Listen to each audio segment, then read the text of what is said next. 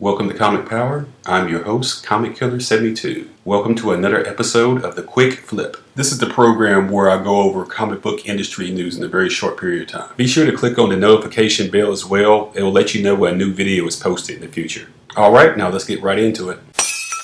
And that's going to be news about Black Panther. It's been nominated for 7 Oscars for the upcoming Academy Awards, which will broadcast on ABC on February 24th, 2019. Comic book movies routinely win Academy Awards for technical Oscars such as special effects, wardrobe, sound, and makeup, but they never get the big awards like Best Director, Best Actor, etc. The only exception to that was Heath Ledger, who won for Best Supporting Actor in The Dark Knight. He was brilliant as the Joker, but let's face it, he only won because he died. It was his last completed movie, and the Academy would never get another chance to recognize him. So in saying that, let's get back to Black Panther, which is nominated for Best Original Music Score, Best Original Song, Best Sound Mixing, Best Costume Design, Best Production Design, Best Sound Editing, and the big one, Best Picture. That is a first for a comic book movie. Up till now, I believe the Academy was still living in the past about how they view comic book movies. They're not as bad as 1983's Superman 3. Why is Richard Pryor in a Superman movie, by the way? Whoever thought this was a good idea was on cocaine.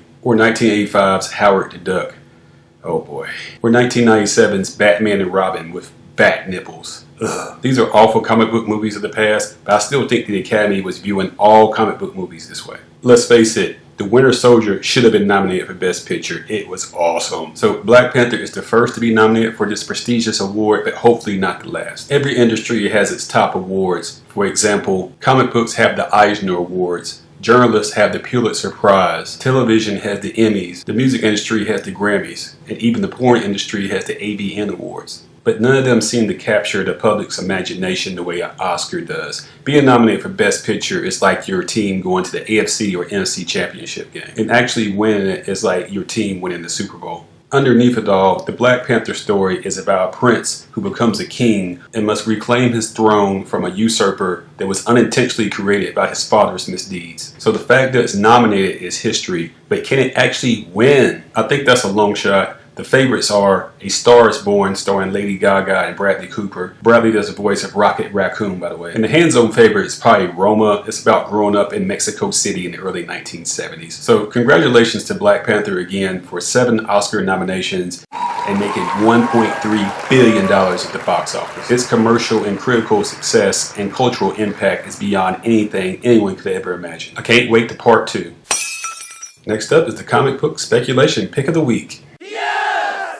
For February 20th, 2019, the pick of the week is going to be Stronghold #1 from Aftershock Comics. Before we get into plot details, let's go over a little background information about Aftershock Comics. It's a new comic publisher that was founded in 2015, and just like Image Comics, the creators own their intellectual property. Their biggest hit so far is a title called Animosity. This is about a future world where there's an awakening in which the animals start to talk and take revenge against humans. I named Animosity #1 one of the top 10 comics of 2016. A 9.8 CGC of this sells for about $60. I would grab it while it's still cheap. It's been optioned by Legendary Entertainment, so if it gets made, the price is going to go through the roof because the print runs so thin. But now back to Stronghold. It's a story of a cosmic angel of destruction who's been imprisoned on Earth. He's also had his memory wiped, so he believes he's a simple insurance underwriter who lives in the Midwest. And there's a global secret society that wants to ensure that he never figures out the secret of his past. This cover right here is a 1 in 10 variant that's already selling for about $10 on eBay.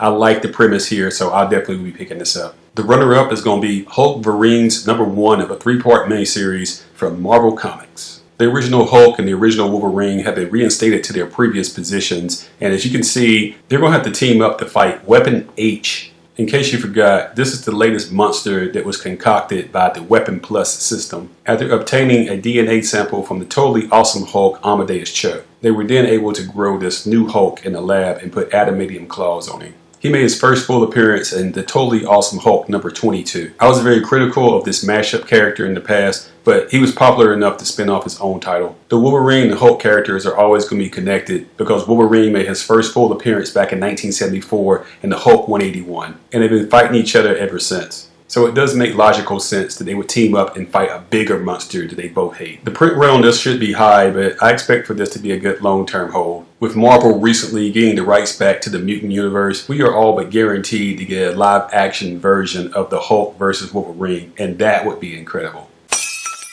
In my last video where I discussed the future of the DC live action movies, I did not mention the Joker movie. It's going to star Joquain Phoenix as the lead role, and it's going to come out on October 4th, 2019. It's designed to be an alternative universe Joker origin story, so it does not appear to be related to anything that DC is doing in their current continuity. As a matter of fact, you're not even getting Batman in this. The Batman in this is still Bruce Wayne as a little kid. He's going to be played by an actor named Dante Pereira Olsen. So was this movie really necessary? Probably not, but did we really need a Venom movie too that wasn't connected to the Spider-Man universe the way we expected? But the Joker is the most popular villain ever in the history of comics, so it's all about making the money. People will come see this. It will also star Robert De Niro, who will play Murray Franklin, and Zazie Beetz, who played Domino in Deadpool, will be playing Sophie Dummett, and Brett Cullen will be playing Thomas Wayne.